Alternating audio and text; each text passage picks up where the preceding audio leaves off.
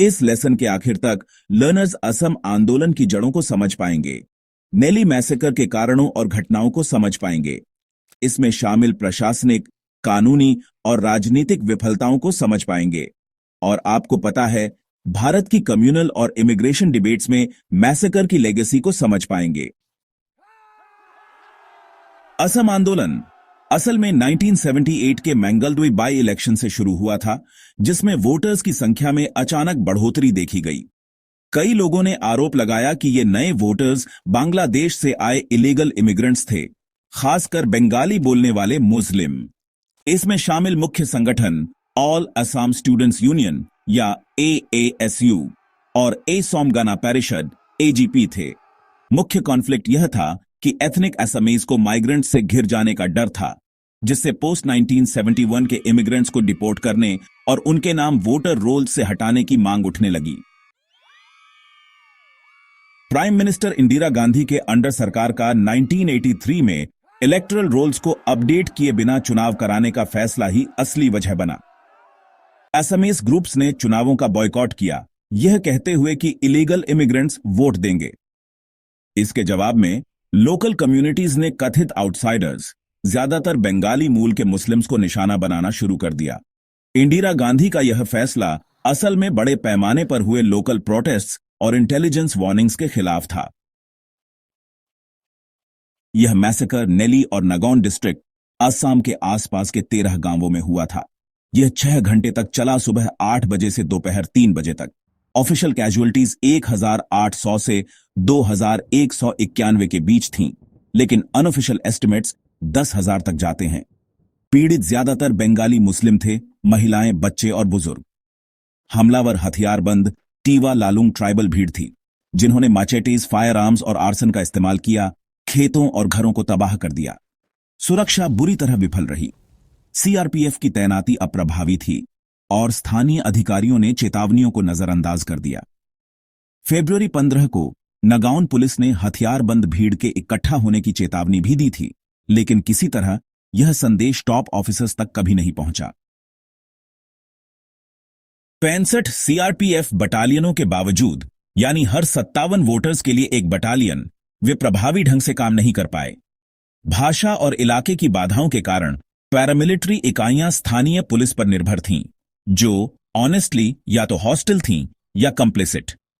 जागी road officer in charge, मोरिगन sub divisional police officer और 5th Assam battalion commandant जैसे प्रमुख अधिकारियों ने किसी भी इंटेलिजेंस के प्राप्त होने से इनकार किया।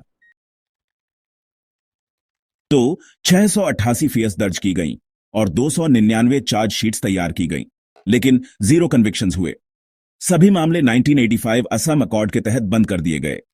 1984 की तिवारी कमीशन रिपोर्ट, जो 547 पेजेस की थी, कभी असेंबली में पेश नहीं की गई और असल में 2014 में एक RTI तक गुप्त रही।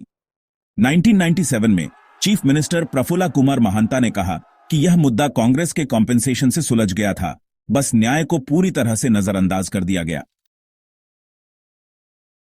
तिवारी कमीशन ने व्यक्तिगत अधिकारी विफलताओं को पाया, लेकिन कोई सिस्टेमिक या कम्युनल इंटेंट नहीं देखा। इसने दावा किया कि कॉन्फ्लिक्ट जमीन के मालिकाना हक, एथनिक आइडेंटिटी और भाषा अधिकारों के बारे में था। लेकिन आपको पता है, क्रिटिक्स का तर्क है कि इसने हत्याओं के एथनिक क्लेंसिंग नेचर को व्हाइट वॉश कर दिया। भारत के सबसे बुरे पोस्ट इंडिपेंडेंस मैसेकर्स में से एक, आपको पता है, कोई न्याय नहीं मिला और ट्रॉमा के हिसाब से कोई मेमोरियल या कॉम्पेंसेशन नहीं मिला। यह NRC और CAA डिबेट्स में विफल नागरिकता नीति के उदाहरण के रूप में फिर से उभरता है। कुछ एक्टिविस्ट इसे जीनोसाइड भी कहते हैं, क्योंकि एक समूह को व्यवस्थित रूप से निशाना बनाया गया था। फिर भी इसका अध्ययन कम्युनलिज्म, इमिग्रेशन पॉलिटिक्स और स्टेट मशीनरी की विफलता के लिए किया जाता है। नेली को भूलना 42 साल और गिनती जारी है। पीड़ित ज्यादातर बंगाली मुस्लिम थे। यह मैसेकर फरवरी 18, 1983 को 6 घंटे से अधिक समय तक चला था। ऑफिशियल आंकड़ों के अनुसार 1800 से 2191 लोग मारे गए थे, लेकिन कुछ का कहना है कि यह 10,000 तक हो सकता है। 14 गांवों पर हमला किया गया था और हमलावर टीवा लालुंग ट्राइबल थे। क्या न्याय मिला? कोई अभियोजन नहीं हुआ, असम अकॉर्ड के तहत मामले बंद कर दिए गए। सरकार की प्रतिक्रिया ऑनेस्टली काफी अप्रभावी थी। सुरक्षा विफल रही। कमीशन ने रिपोर्ट को व्हाइट वॉश कर दिया। आज भी यह एनआरसी, सीएए और खैर कम्युनल मेमोरी पॉलिटिक्स से जुड़ा हुआ है।